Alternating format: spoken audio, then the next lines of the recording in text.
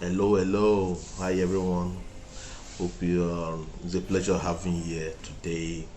Um, Hope you're having a God-filled day. Welcome to FBS Faith Build with Solomon and the happy New Year. Welcome to 2022.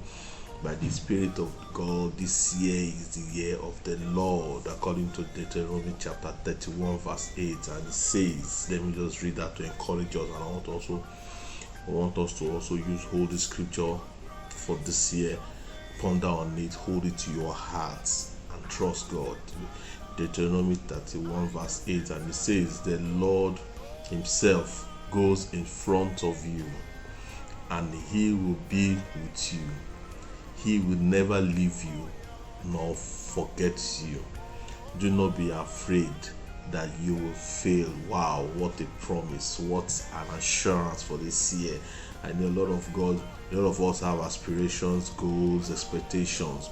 Just hang those expectations, hang those goals, hang those aspirations on this scripture, and you will never regret it. I just want to say thank you so much for tuning in everywhere in the world.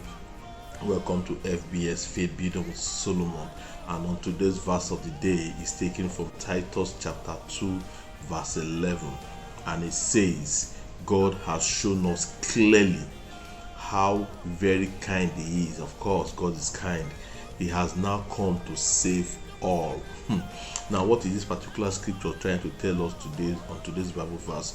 This verse turns the focus of Paul's letter from the Christians, of the great, the Christians in the Greek coastal line, to a discussion of the grace of God. But back then, the coming of Jesus Christ was in God's plan to the salvation was to come to the Jews, but it now turned out that the salvation was not only to the Jews but also to the Gentiles.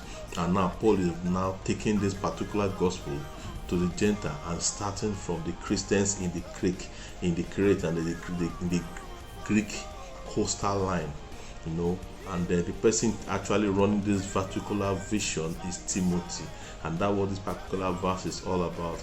And also it mentioned that God is coming to save us all, but the mentioning of this appearance of grace in the particular letter we have read is the reference of Jesus Christ and His appearance on earth, according to John chapter 1 verse 14.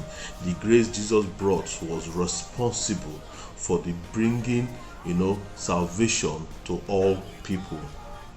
In the past, talk of salvation was primarily focused on the Jews, as God's chosen people. That's what they had that understanding that time. But let me just take you back. That was the primary goal, right? Or the focus, or what that was intended. But when Peter got saved and he began his earthly ministry, and he began to win souls for God, and his ministry began to expand. Peter had a dream, and God, in that dream, God showed him that he should kill all these animals and eat. And of course, the Jewish people forbade some animals. They couldn't eat some things like that. And God keep telling him, eat, and he was fighting God, and that's why sometimes culture and tradition is a big hindrance to salvation. I repeat that culture and tradition is a big hindrance to salvation. Many times the Bible says God ways are not our ways. That I want to beg us this year. Anything you think you know, any understanding of the word of God you think you know is good, but I want you to not just understand it by head. Open your heart and allow God to elaborate it, because God will be moving in diverse ways in our individual lives, and He wants you to conquer more ground, and He will tell you things that ordinarily do not augur well with you.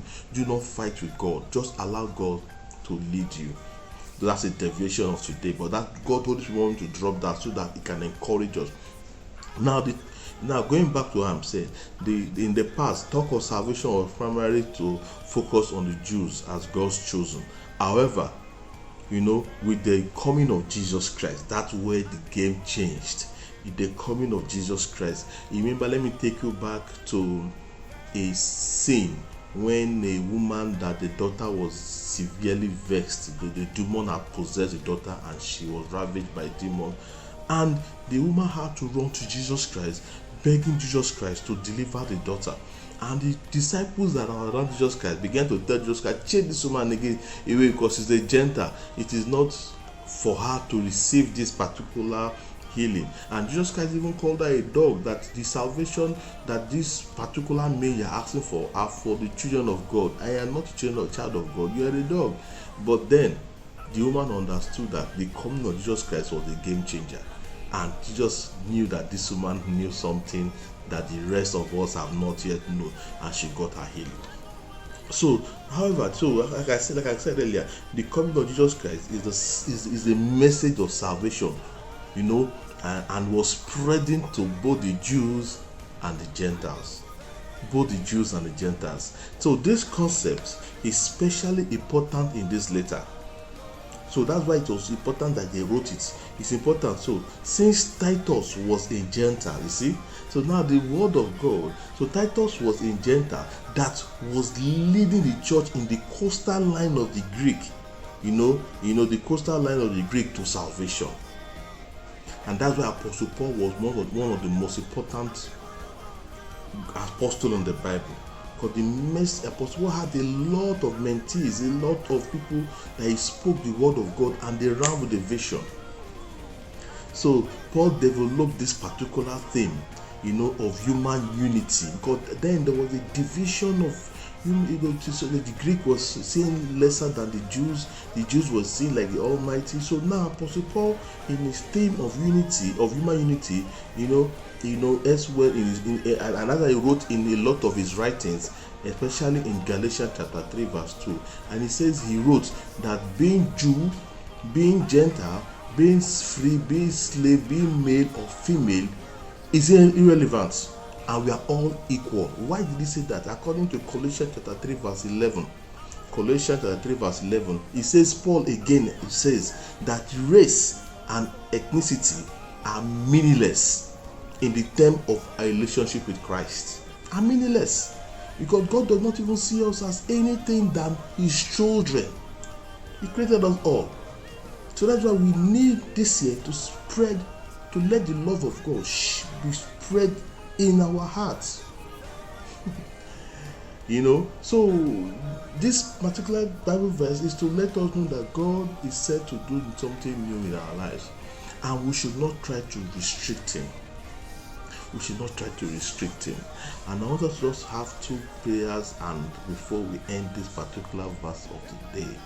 And the first prayer point, you will say, Heavenly Father, I thank you for your word and the truth that it contains. Let us pray. Father, I thank you for your word. I thank you for your word and the truths that it contains, in the mighty name of Jesus. Thank you, everlasting Father, in Jesus' name.